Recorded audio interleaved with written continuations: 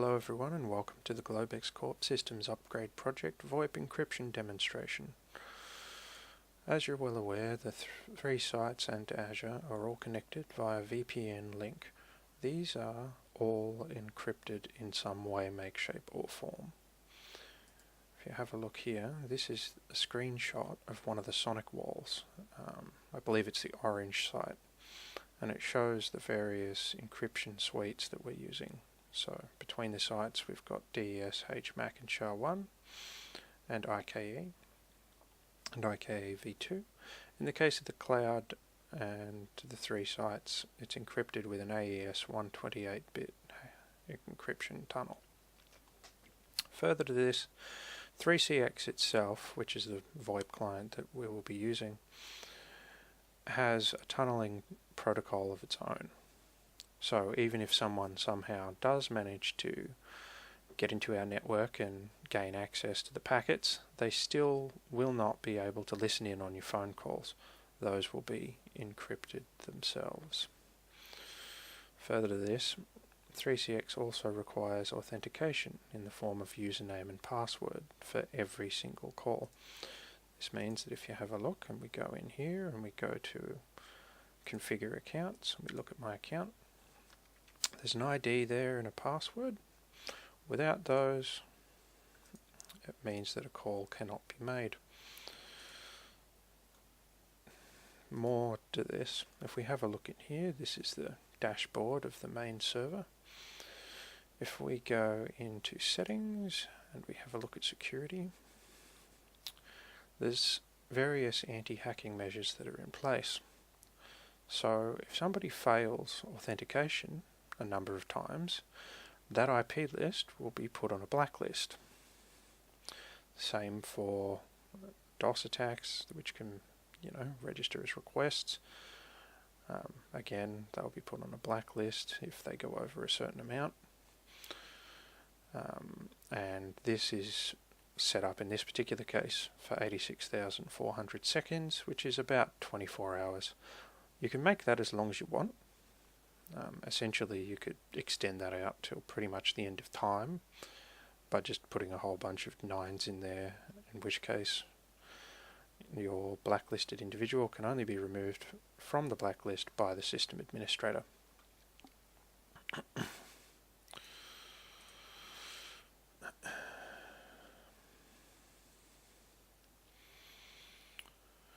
If you have a look here, we have an example of an unencrypted phone call and an encrypted phone call. You'll notice here what gives it away is in the SIP section there's just 10.0.04, whereas over here you have a line that says SIP UDP and then it has a tunnel ID. That particular tunnel ID will be the encrypted channel by which this call is made.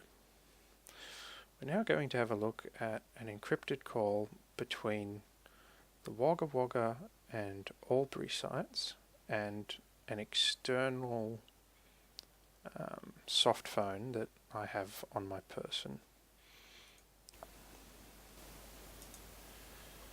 Okie dokie, this is encryption test 1.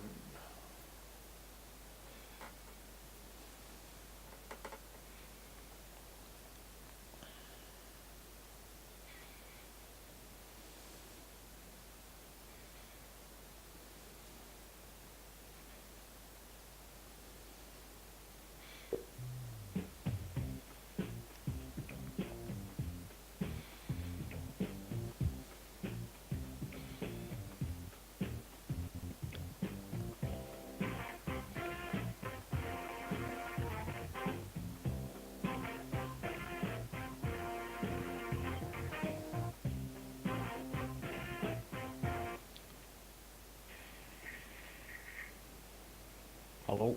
Hi guys, welcome back. This is encryption test 1. Can you guys save the Wireshark files for me, please? Yeah.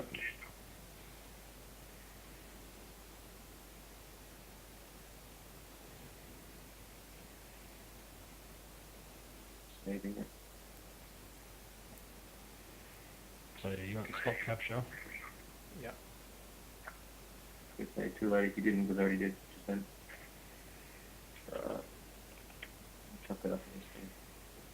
Save.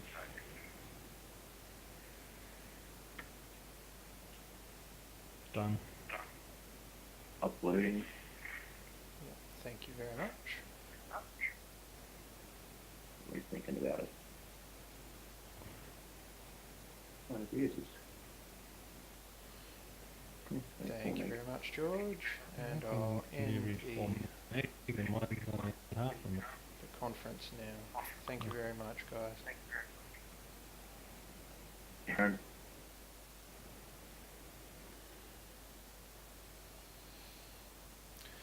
Okay, so here we have the Wireshark files that were taken live from this VoIP test. What I'm going to do is copy those directly, upload them to a virtual machine on Azure, which here we are. This is our virtual machine, which has Wireshark running on it.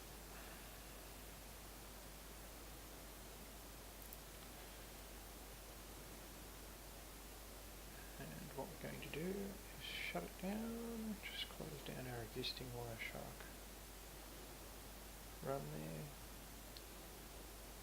and we'll just paste it into documents. Open it up.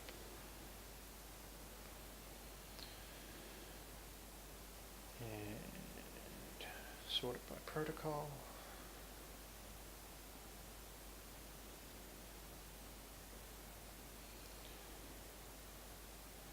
If we go down to SIP there, you can see the request from 10.0.04. Follow the UDP stream. There it is. So we can see here that the calls come through okay, and that we're all connected to one another, and that has been authenticated.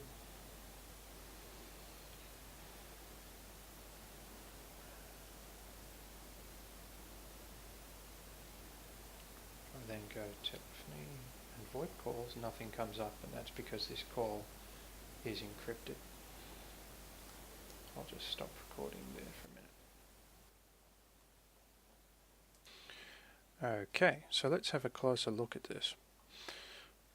Here we have the TCP stream of the Albury site test, which we've just done.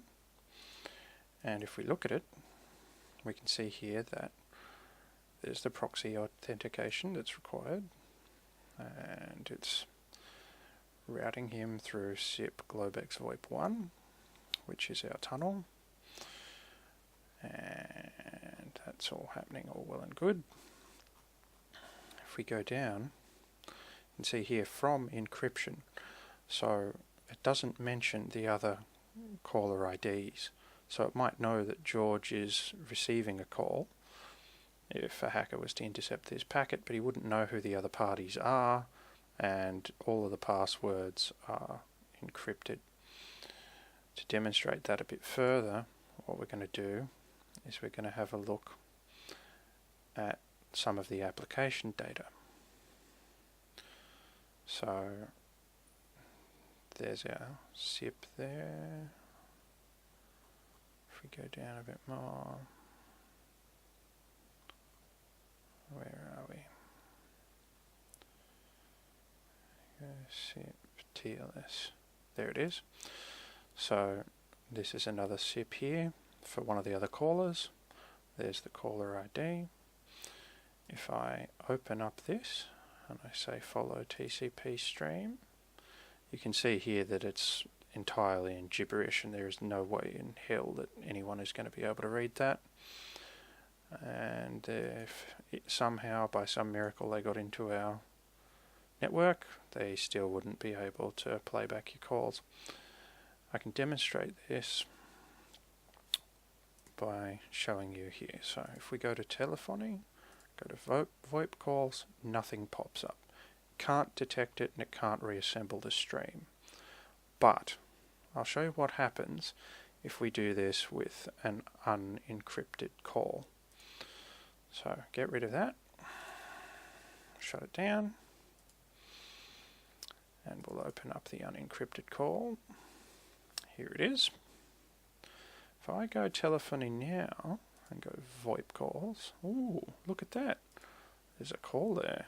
And if I go play streams, surprise, surprise, I can reassemble it entirely. Hello? Now in this case, nothing important's really being said, just hello. Hello? But you can see how somebody listening in would very easily be able to listen to what's going on. Fortunately for us, we don't have to worry about that, because 3CX to any of the sites will defaultly use the tunneling protocol that we have, and all other packets will be encoded in TLS 1.2,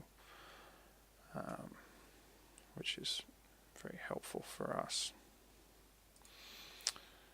If you want to have another look at the data, how we can tell is this is a packet that I've selected here from another call with your TLS 1.2, and you see down the bottom there it just says encrypted application data is what's included in that. It says it's HTTP over TLS, but it can't tell you what the packet is, what's in it, and whatever else is going on.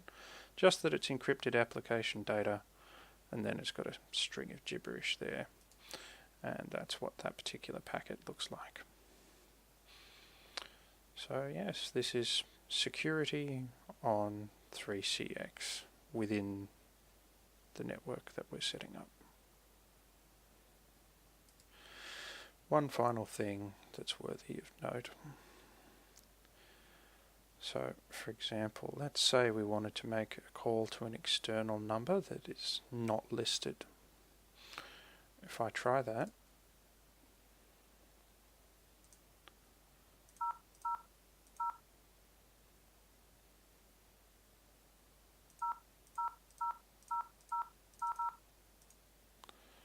you can see there that was instantly rejected. And the reason for that is because 3CX has not been set up to make external calls. This is purely for business use only. Could be set up for that purpose, but in terms of security, we decided that it was better to do it this way. And so the way this will work is there's a series of extensions that are authorized. Those extensions and phone numbers are the ones that you guys will be able to access. Outside of that, it'll be up to your system administrator to authorize client numbers as extensions. Yeah, thank you very much.